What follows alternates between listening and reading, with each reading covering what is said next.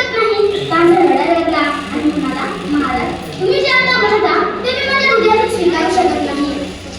सम्राट अकबर म्हणाले, अरे का, मी तर तुझी स्तुती करत आहे आणि हे अगदी खरं आहे. तू तर संगीताच्या जगताचा बादशाह आहेस. मग तुझ्या रडण्यामागचं कारण तरी काय?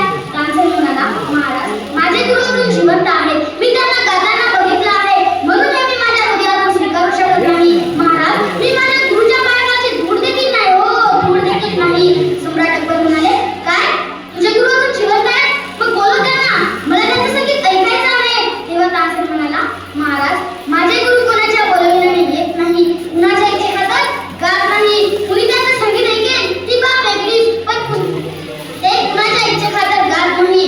सम्राट अकबरांना थोडा राग आला. ते रागात म्हणाले, अरे, मी तर सम्राट आहे, मग ते इथे का येऊ शकत नाही? त्यांचं नाव काय, सांग मला.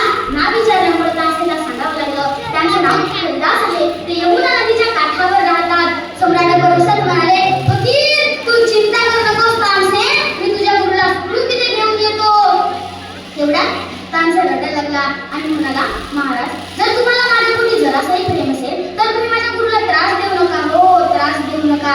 जर तुम्हाला अपेक्षा निर्माण झाली असेल, माझ्या गुरुचं गाणं ऐकायची इच्छा झाली असेल तर मी त्याची व्यवस्था करतो. आपण पहाटे 3 वाजता यमुना नदीच्या काठावर जायचं. पहाटे 3 वाजता सम्राट अकबर आणि तांसे